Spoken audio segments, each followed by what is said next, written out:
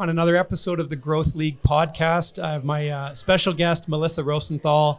You are currently the co-founder at Outlever, but the story didn't start there. What's been the last decade for you? Yeah, so I just went out on my own, but before that, I've spent about more than a decade in leadership positions, brand building positions, leading news media companies, building news media companies, and then going over to hyper-growth B2B SaaS for the last 4 years of my career before I went out on my own.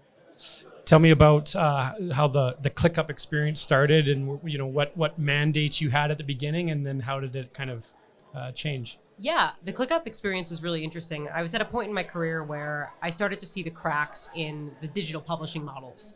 And I knew that if I wanted a longevity in my career, that I kind of needed to make a very big pivot. Right. So I decided to move over to tech. I really wanted something where the marketing and the content could support a great product, right, rather than be the product itself. So I was kind of looking around the tech space. I wanted to pick a winner. I like picking winners. Well, it makes it easier. Yeah, it makes it easier. And I settled on, a company with a couple of, foundational things that really attracted me to it. One of those being the founding team. They hadn't had VC-backed experience before. They hadn't had SaaS experience before. They were sort of challenger founding team, which I really liked. And the company was about 50 people at that time. They had just raised a Series A, and the founder is a guy named Zeb Evans. He's very bright, bold, charismatic, and I knew that if I could extrapolate his personality into the rest of the brand, I could build a really, really compelling story. And also a lot of my experience at BuzzFeed, and I'm going to talk about this later, really gave me this kind of unfair advantage into understanding how things go viral, how content spreads, why people resonate with different types of content. So it was kind of the perfect, blend of, I was passionate about the product. The founding team, really allowed me to be able to build a very strong brand. We were brand first. Yeah. I wouldn't have taken the role if that brand wasn't a big part of what we believed could be the differentiator. And just one more point, the market that we were in, next to CRM, project management, work management software is the second most competitive category. Yeah. So in order to actually go up against the giants, which were Atlassian as a $50 billion market cap, and Monday, they're now at a $15 billion market cap, there's no other way that we could do that outside of building brands. So we knew that had to be like a pillar and a core tenet of what we did in marketing, and that's why I joined. Wow. What role did BuzzFeed play in your growth and what you've learned about yourself and learned about the game? Tell me about. Yeah. That's a great way to put it. It kind of is a game. I learned that there are frameworks and blueprints and definitely a lot of repeatable things that you can do to get content to be shared and to have it resonate. And I think this, kind of like rigorous and relentless experimentation over the 6 years I was there, where we basically created a framework of how to make things go viral. And I didn't you don't realize things at the time. In hindsight, everything is like, wow, that was really beneficial. Yeah. But that doesn't change depending upon the industry you go to. Right. The frameworks of why people resonate with content still is the same. Right. Is it educational? Do you see yourself in it? Is it identity based? Is it humorous? Is it satirical? What is the framework? And then there's obviously kind of building blocks upon that. But, at the simplest form, it's like, okay, why would someone resonate with this? And not only enjoy it themselves, but take that second step to share it with someone else. Right. And I took all of those learnings and then applied it to ClickUp when I went there. Wow. So at BuzzFeed, what I'm hearing you say is it's not, just even outside of BuzzFeed, but content and story that amplifies itself based on its virality. That is not it's not a hope and pray. It's a reverse engineered from some very foundational criteria that need to be a part of it. It's like a recipe. Yeah, virality is a recipe. It's a model. Sometimes it happens organically. I would say now more than ever on TikTok, but there's still a recipe behind that. Yeah. I think people kind of say, wow, did you see that thing went viral? And when you dissect it, there is a framework and a reason why that happened. Okay, so based on that, because this comes up a lot for marketing leaders, the non-marketing CEO, CFO, COO, inevitably they all have a nephew that told them at their family barbecue, that this needs to go viral. And so they come in. Oh yeah. So how do we equip today's modern day marketing leader with the answer on the inevitable? Yeah. We need this to go viral. Yeah, I mean, I think that's exactly what happens. The CEO, CFO hears something at a family barbecue, and they come into the exec meeting the next day, and they're like, virality. Yeah. And I think what it really boils down to is virality is a mental state. It's the way that you think about things day in and day out that position you to be able to take advantage of moments when they happen. Wow. And if you don't have that framework 364 days a year, then you're not going to have anything that goes viral, because it doesn't happen overnight. It's building blocks to be able to have that virality. ClickUp, it took us 2 years to be able to make something go viral. And now, I mean, even it lives on beyond me. ClickUp has content that gets 500 million views a day. And it was made years ago. Some of it was. Some of it, okay. But even the building blocks of how that could happen today were built 2 years ago in the way that the company thinks about content versus overnight the CEO coming in saying we need something to go viral. That doesn't work. Okay. So what are because it sometimes it can be a defense mechanism that it triggers and you don't have the answer, but maybe what's one or two quick redirect questions or something that you can slow the conversation down? Yeah. Are you willing to invest in the people and the frameworks and the rigorous experimentation and the time to make that happen? Yeah. It's not going to happen next week. Yeah. And it's not going to happen a month, and it may not be repeatable if it does. Are you willing to take that investment because you believe in the long-term strategy and the long-term vision and the long-term benefits of it? Right. And if the answer is yes, let's build that. Yeah. If the answer is no and you're going to be impatient, Wow. Yeah, you ask that question and it makes them think a little bit. And yeah. Oh, so which budget are we reallocating from? Yeah. And is that budget okay if nothing comes out of it? Okay. Exactly. That's funny. So today, what was the calling that you had to answer to go out on your own? What is the impact you're trying to create now? What is your why? Yeah, it's so my co-founder is actually my husband. Okay. And risky. We like working together. That's good. He's been with me for 10 years. And he's actually, he's sort of this, what I call a secret weapon in the background of your career. He's been the voice of reason, internalizing my frustrations, he's my confidant. I come home every morning talking to him about everything. And he's seen that over the past 10 years. So he's seen technological changes. He's seen, the uprising and upticking of AI. He's seen me transition from news media to SaaS. And over time, he sort of built this blueprint of what my career would look like and what my frustrations and what my thought process would be if it were in a product. So he basically productized my brain alongside me over the past 10 years. And then over the past year, we started really talking about what does that product look like? And he built it. And now, after kind of a holy, this is where I need to be and what I need to be doing. This is my career in a nutshell. And I'm the only person that can be solving for this. It makes sense. Are you guys okay at establishing the lines of? There's no lines because Okay, we're good. both super, super passionate people. I mean, that's why we're together. Yeah. We're very driven, ambitious. We don't have kids. We have cats because this is our baby, So, I'm sales marketing. He's product tech. Okay. So we complement skill sets pretty well. And, I've built up a really great network of inbound, people that respect me in the industry and believe in my vision for the future of what this marketing motion looks like. What is the future for the organization today? Where do you want it to be 5 years from now? Yeah, we have a lot of visions, a lot of things that I think we can do that are very exciting. We built the product about a year ago and we just launched 3 months ago. Okay. And we just hit, he'll kill me to say this, but we just hit 3 million ARR Jeez. in 3 months.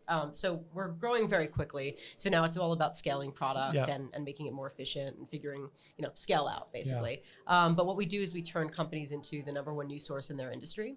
So we believe that instead of, I've built news companies where the entire purpose of that company was to sell advertising to people that want to align to our voice. Right. So, in this day and age with journalism, the way it is, the thought process was why can't they be the source? Right. So we build publications for companies and we allow them to own everything that they want to news in their category and speak to the people that could be their customers, authoritative figures, and give them a thought leadership platform. So it's thought leadership, news generation, outbound sales, all mixed in one. And with this, does it allow for them to get off the drug of mass paid media if they It own should. Yeah. It should. Yeah, this is, I mean, like our vision for it is that this is an asset that only grows over time. Right. Hopefully can contribute to, more than 50% of their organic growth and gets them off a lot of the paid cycles. Some of it is just YouTube ads, like it's a necessary evil. Totally. But if we can take away a percentage of that, that would be ultimately the goal on that side. Awesome. Yeah. So over your career, I'd like to shift gears a little bit and get your perspective from the trenches, having relationships in varying degrees with marketing leaders, CMOs, VPs, directors even. What is the biggest challenge from your perspective that they face today that maybe they're not comfortable sharing or talking about all the time? Yeah, I mean, I think the number one is just like, especially in VC-backed models, there's a lot of pressure coming from the top.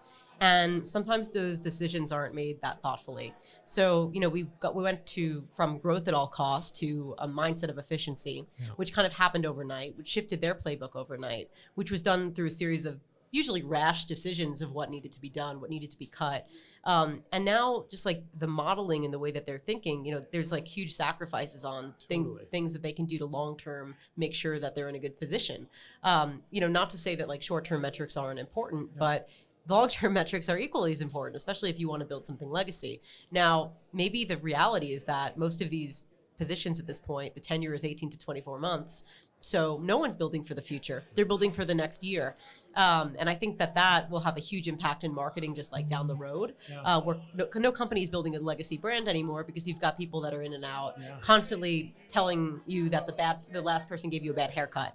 So I think that there's a lot, and we just chatted about this before, but the cards are stacked against you when you go in because they decided that person wasn't a fit after 18 months. But there also the reality is like, and why we built Outlever is like, there's not a whole lot of net new channels that you can use. The efficiency at scale and a lot of them decreases. And what is a new playbook? Like, I think we need to reinvent what the playbook looks like. It's not just webinars, it's not just emails, and everything with AI now. AI is a blessing and a curse, especially if you have an outbound motion. The market is flooded. Inbox, like you can't get emails through, like, deliverability is down. People are ignoring outbound sequences because they're horrible. So it's like everything that AI is doing well, it's also sort of breaking.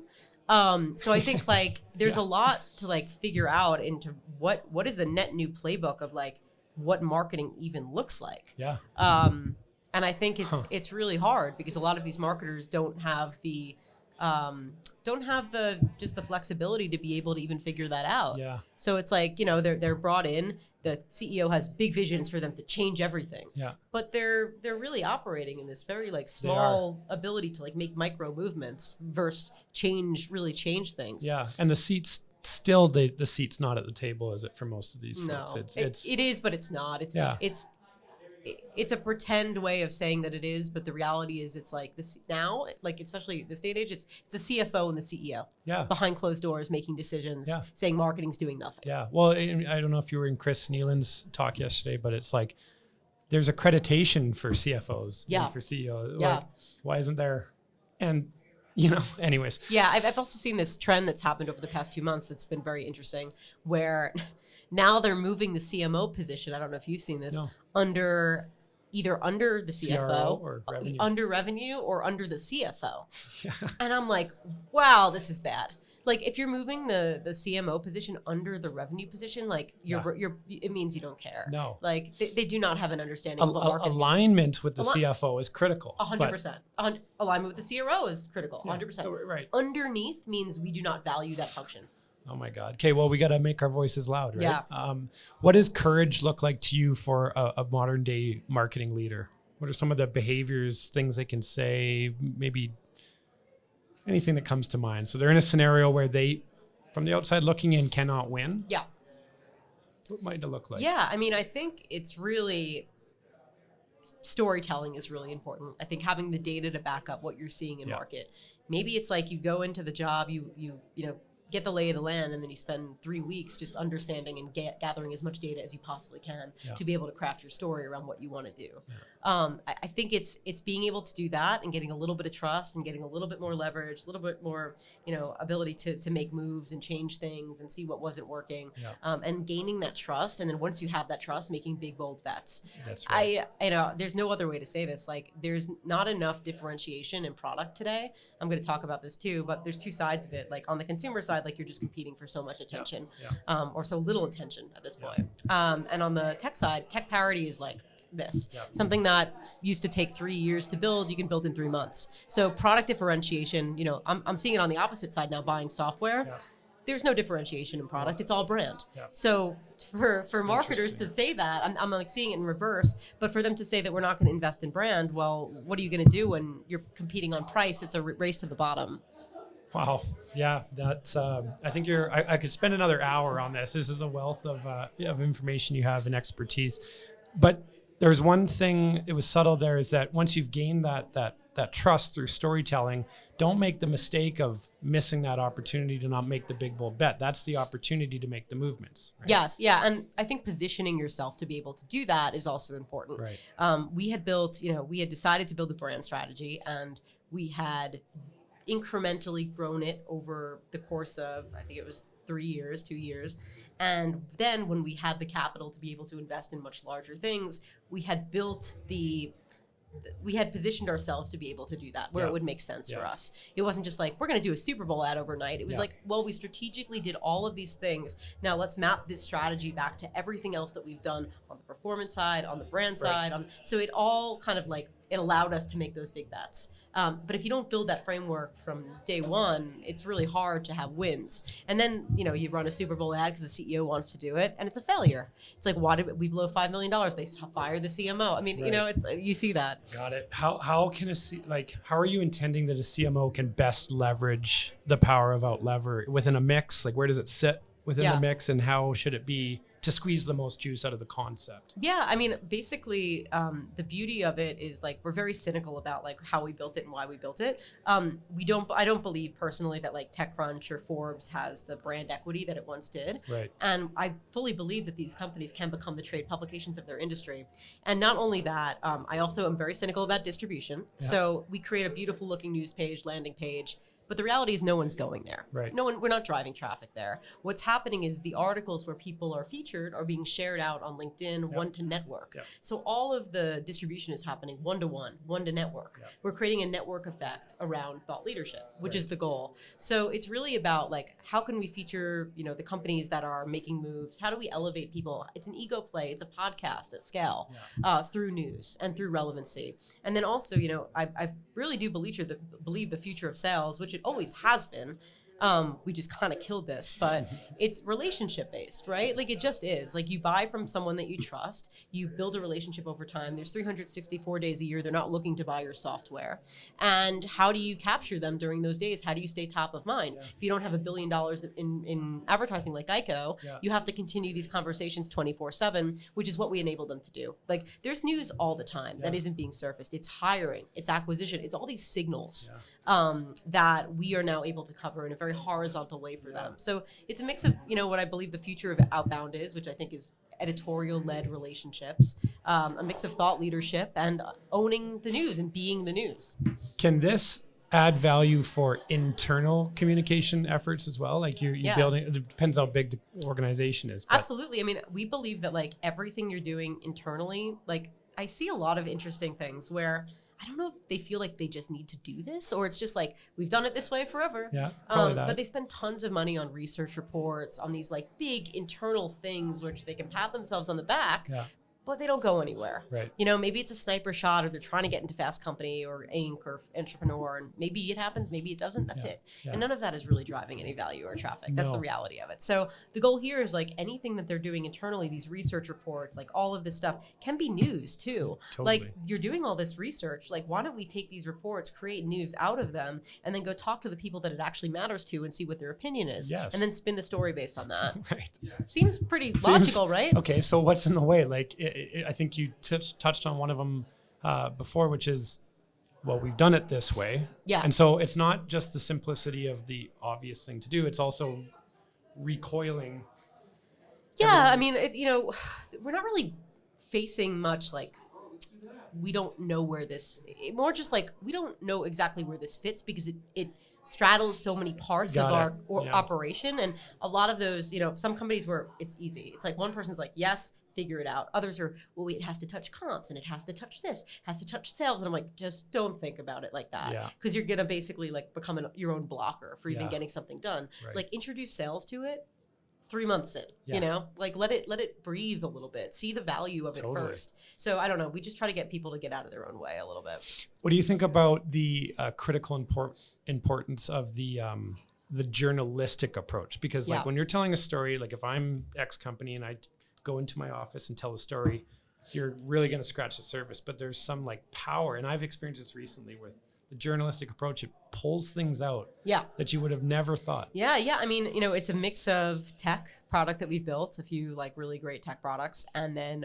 journalists and people that and SDR, BDRs that have journalistic experience in podcasts. Actually, we find those people to be really, really valuable. They understand how things can be applied to different industries in a way that traditional journalists don't. So it's a mix of traditional old school journalism and then also what I believe is new age journalism, which is these folks that have lived within B2B companies that know the applications of different angles. But yes, I mean, we do, it's hand-to-hand combat on the interview side. We're doing phone calls with people where they want to talk for 30 minutes, which is great. I mean, like that's the goal. It's to facilitate conversations. And even when we're looking for a specific angle or position or point of view, what we're actually getting is we're getting a wealth of information that can turn into other stories. Right. So we're just like, interesting. This one point can now turn into 60 that's stories. That's like the offcut. So it's like an octopus with like 1,000 tentacles. Like, how do we scale that? That's awesome. I love it. What are you optimistic about for marketing leaders in the next 5+? Well, I'm optimistic about interest rate cuts. Me too. I'm renewing soon. At the highest level. I think like you need to give these people a little room to breathe. Like, I don't think marketing works without that. I'm a big supporter of data and like short-term wins, but that long-term, attribution and understanding of like organic growth over time that's what's going to make your business. Paid is paid. Like that's not if you want to go public or you want to sell and 90% of your driver is paid, like that, no one looks at that and says, wow, that's a great business we want to own. So I think like hopefully there's a little bit more, I think we were just like choked with the efficiency model, and people thought that efficiency was like a strategy versus like just a way of operating. So they're like, our strategy is efficiency, and it's like, well, that's not going to result in growth. No, that's going to result in just constriction and being safe for the 24 months. And I'm like, I couldn't believe that people were like replacing that as a marketing framework. That and attribution. So it's like we're bound by the attribution threshold. Yeah, so it's attribution and efficiency, and that's it. And it's like, well, what does that get you? It doesn't sound like creative, conducive. Yeah, it's not. And I mean, like anyone that says that brand isn't a part of growth is just wrong. I spoke to a public company CMO, and he was in the room with his CEO, and the CEO said, we have a problem. They do 500 million revenue. They're a public company. He goes, I walked into the room with a bunch of people and they didn't know who we were. And he's like, yeah, because we don't invest in brand. Yeah. And he's like, but we've existed for this amount of time. We do 500 million revenue. He's like, yeah, but we don't do storytelling. No one talks about us. We don't care about people talking about us. Yeah. So no one knows. And then all of a sudden they started putting money into brand and they saw lift. And so, I mean, it works. It just, I don't know why we're still arguing this. It's wild to me. Well, yeah, I think it goes back to, is to lacking, in certain cases, lacking courage to facilitate these conversations as marketing leaders, and because you're worried about losing your job. Yeah, of course. And but then it's like, you can't. That's a no-win. Yeah, totally. Well, thank you so much. I mean, big things from Outlever, obviously. You guys just keep doing your thing, and thank you so much, Melissa, for giving us your perspective. Yeah, thanks for having me. This was fun. Oh, one more thing. Yeah. The gathering. Yes. What does this mean to you? Like, what's been your experience? Yeah, no, I love it. I mean, my being now a co-founder and not like seeing people every day or having like conversations in person, my conversations are on Zoom. So being able to actually sit down and have real conversations, even like after hours is something I find very valuable. A lot of my ideas come from like nuggets of knowledge that I collect from people that I think we're all a culmination of the things that we've learned that we either pull in or push away. So that's what this is about for me. It's pulling in as much that I can and figuring out like, what can I use to grow myself and grow our company. And some of those conversations may not harvest for years, right? And it's everything is a bank, you want to bank as much as possible. I love it. Thank you so much. I Thank you. appreciate it. Yeah, thanks.